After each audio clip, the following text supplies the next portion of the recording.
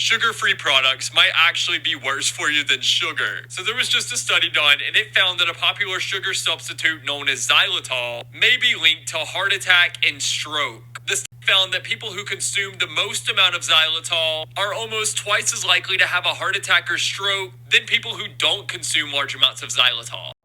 What he's referring to is this study.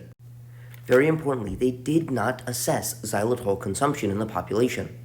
Instead, what they did was they measured xylitol levels in the blood of individuals and found that those with the highest level of xylitol in their blood had the highest risk of cardiovascular events over the next 3 years compared to those with the lowest. However, very importantly, this was taken after an overnight fast.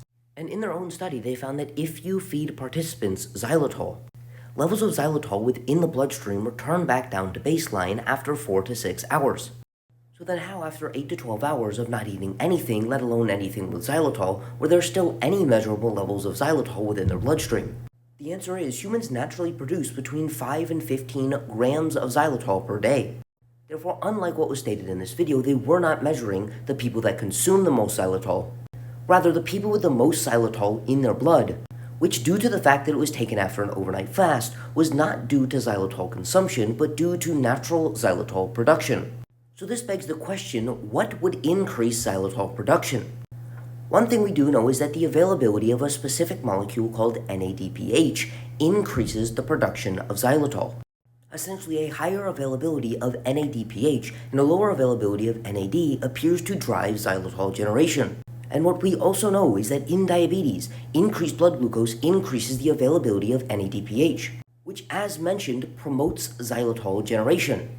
And what we also know is that people with diabetes are 2 to 4 times more likely to develop cardiovascular disease than their non-diabetic counterparts. Therefore, this increased xylitol production may be an indication that there is a greater availability of NADPH, which is associated with certain conditions such as diabetes, which also promotes cardiovascular disease. Therefore, this study may in fact just be reiterating the fact that diabetes is associated with an increased risk of cardiovascular disease. However, I would be remiss not to mention that they did in fact take samples of platelets from the individuals after they consumed xylitol-sweetened beverages, and did indeed show that their platelets were more sensitive to clotting, indicating there could be a potential role of xylitol in blood clotting, which may increase one's risk of a stroke. However, there was not actually any data on this. Therefore, we absolutely cannot say that xylitol consumption alters risk of the development of cardiovascular disease or a cardiovascular complication. And we also know from many animal models, simply because we don't have much human model data, that xylitol consumption appears to improve insulin sensitivity and decrease visceral body fat, and decrease body weight, all of which are associated with reduced risk of cardiovascular disease.